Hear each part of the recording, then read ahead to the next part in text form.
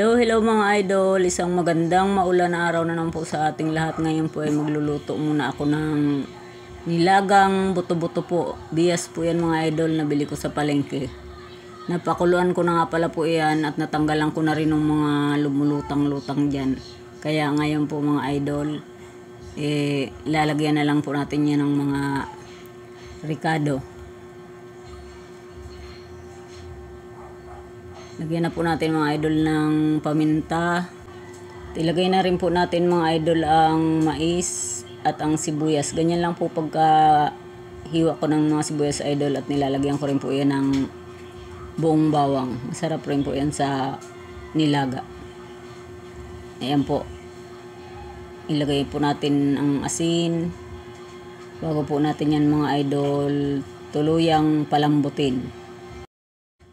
Yan po idol, takpan na po natin at medyo matagal-tagal pa pong palambutan yan.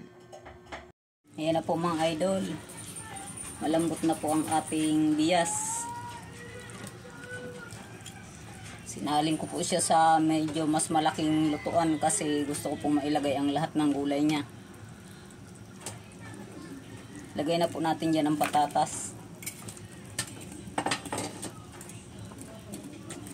Konting kulo na lang po yan mga idol. Lulutuin na lang natin dyan ang mga gulay. Dahil po ito lang ngayon ang kinakain ng asawa ko, kaya nilagyan ko na rin po yan ng saging na saba. Masarap rin po yan sa nilaga. Medyo matamis-tamis ang sabaw pag naluto. Puro bias lang po ito mga idol. Nabili ko sa palengke ang baboy, kaya yan, daming bias. Yan po ang aking binili. Lambutin lang rin po natin ng konti itong patatas at saging bago ko po ilagay dyan ang mga iba pang gulay. Lagyan na rin po natin yan ng mga iba pang pampalasa.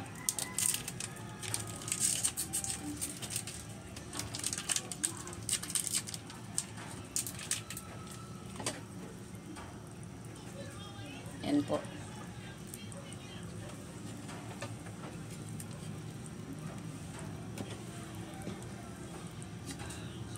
Malambot na po siya, malambot na.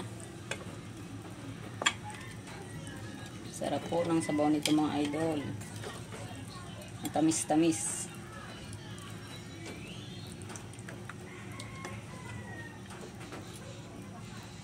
Nilagang bias. Yan po mga idol, habang hinihintay po nating maluto ang mga gulay, magsha-shoutout muna po ako.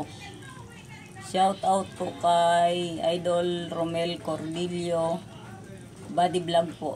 Shoutout po kay Kusina ni Lola. Shoutout po kay Idol Reynita Romero TV. Shoutout po kay Melissa Migrino. Shoutout po kay Idol J. Merced Channel. Shoutout po kay Idol Ricky Santiago Vlog. Shoutout po kay Idol Jeprox Batong Buhay. At shoutout po kay Idol Sabongski Roof Breeder po. Shoutout po sa ating lahat mga idol, sa mga katulad ko pong nanay na laging nasa bahay. May hilig po magluto para sa kanilang pamilya. Shoutout din po sa mga kabakyard, sa mga mahihilig po sa manok katulad ng aking mister. Shoutout po sa inyong lahat mga idol, isang maulan at magandang araw po sa ating lahat. Malapit na po ito mga idol. Maluluto na po ito. Konti na lang po. Lalagay ko po dyan ang mga ibang gulay kasi yun lang po ngayon ang kinakain ng mister ko, mga gulay, kaya kailangan po marami pong gulay. Ngayon okay na po ito mga idol. Malambot na yung saging niya.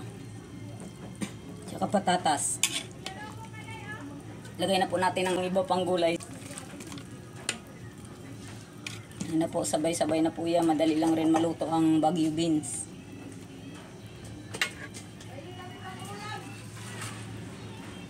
At ilagay na rin po natin ang ating Baguio pechay.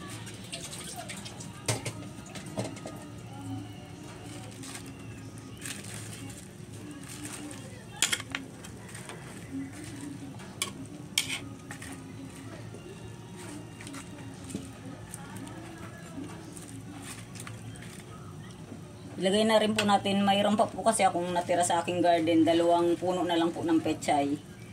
Sama na rin po natin dyan mga idol. Masarap rin po yan sa nilaga.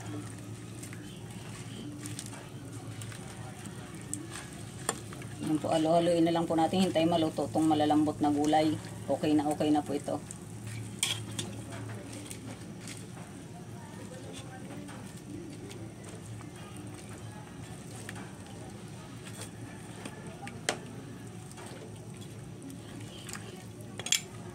Yan po ang ating nilagang bias.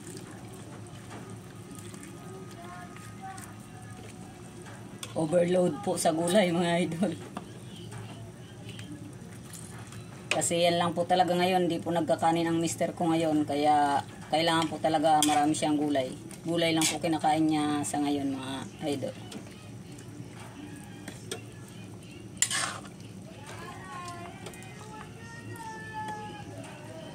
Kain po tayo. Thank you po for watching.